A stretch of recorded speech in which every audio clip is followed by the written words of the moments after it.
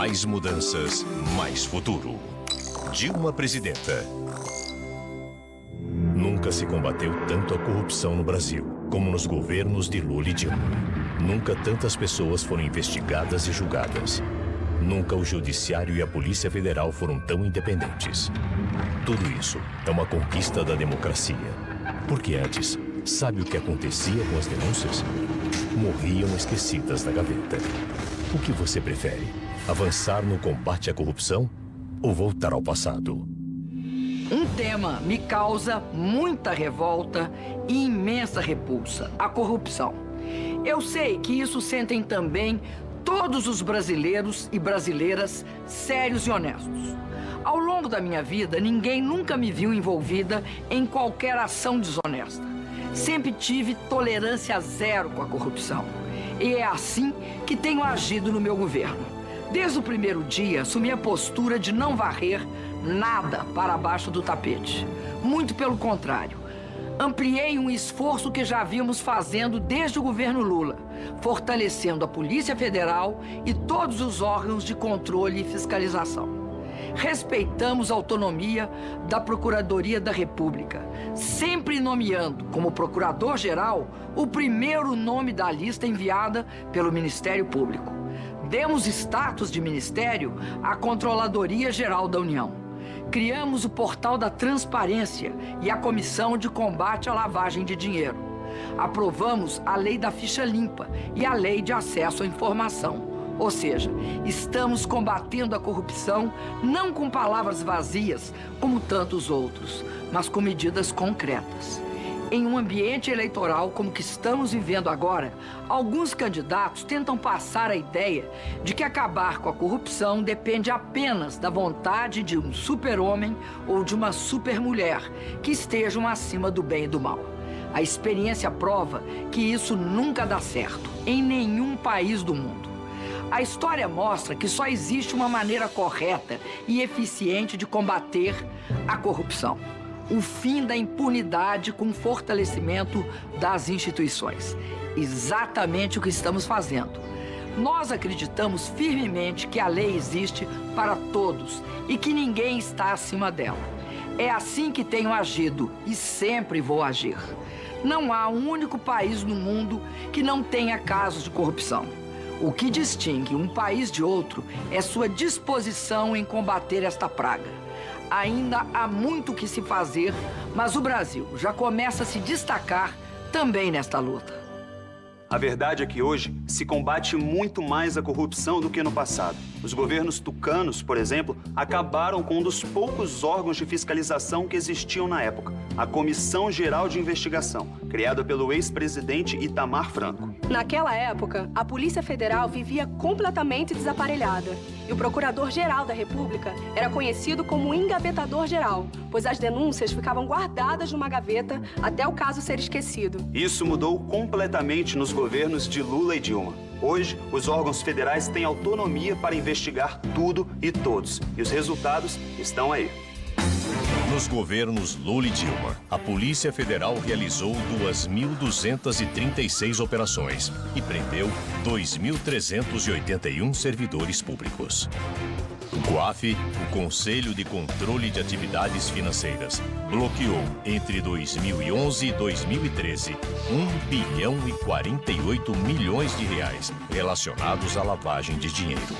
E graças à ação da Controladoria Geral da União, 4.797 servidores federais foram expulsos por algum tipo de irregularidade.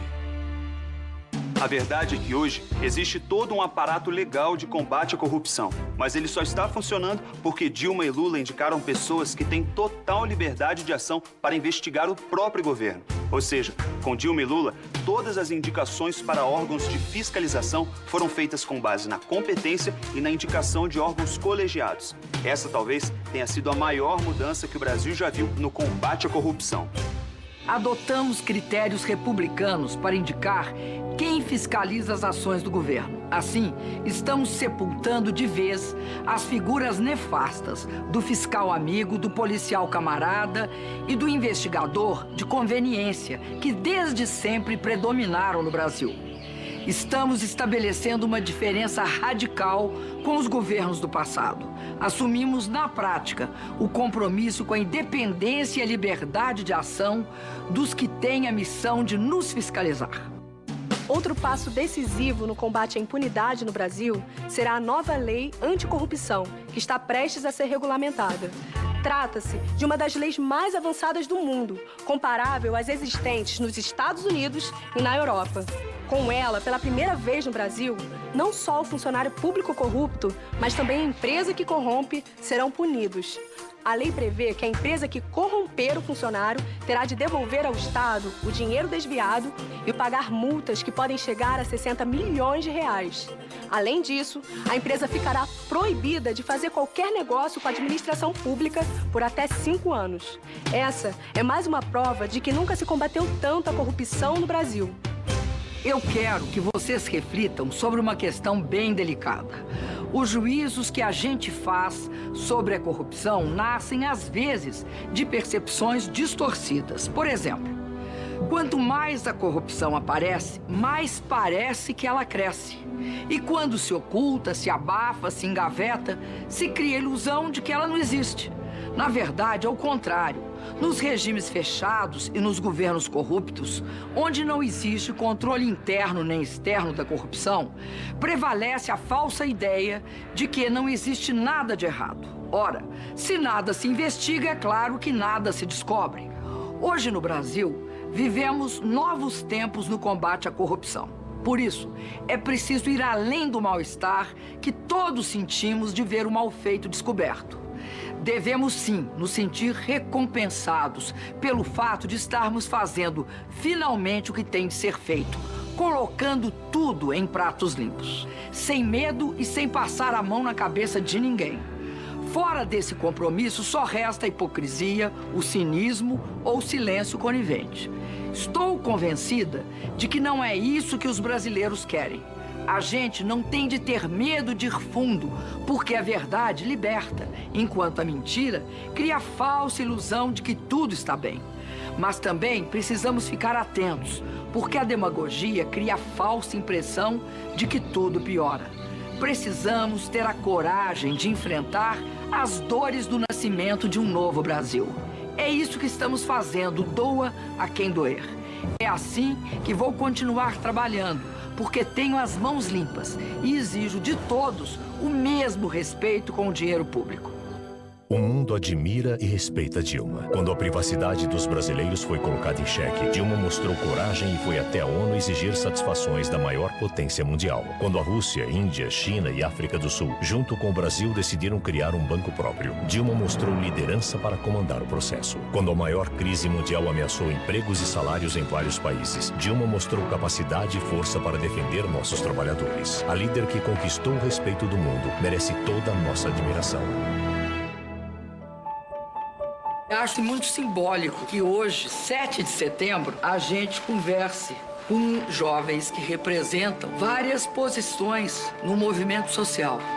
Quando a gente chega em junho de 2013, aquela explosão não era uma explosão despolitizada, não era uma explosão de negação da política. A gente conseguiu unificar os movimentos sociais do Brasil em torno da reforma do sistema político. Colocou em xeque o sistema político. A juventude tem mostrado que a gente tem opinião sobre as questões do país e que a gente quer participar das decisões políticas.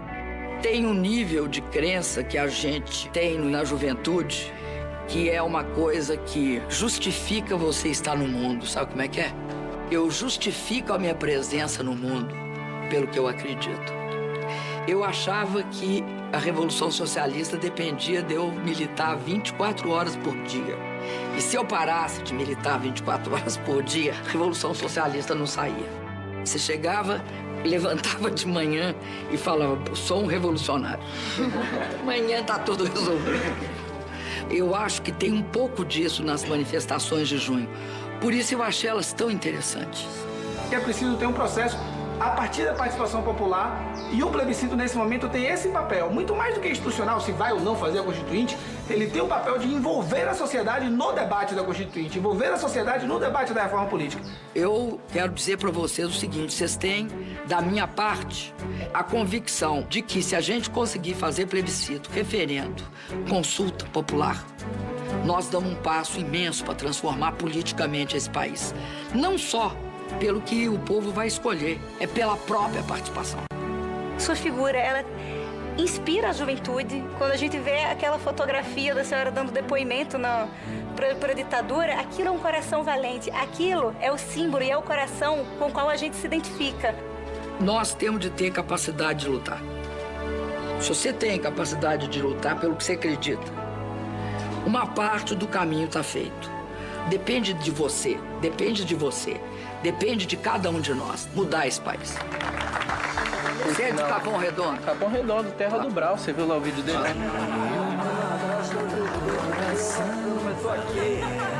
Conhece ou conheço? É que conhece, liga.